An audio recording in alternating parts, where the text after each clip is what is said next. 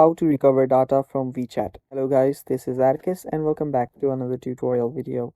In today's video, I'll teach you guys how you can recover your WeChat data and you can simply extract it. Now, let's get started. First, open up your WeChat.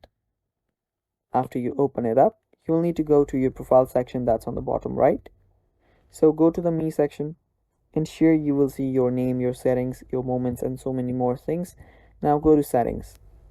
Now, before I teach you guys the next step, if you are new to our channel, just head down below and hit the subscribe button so you don't miss out on our future videos. Now let's continue. Now here under privacy, you will see my information and authorizations.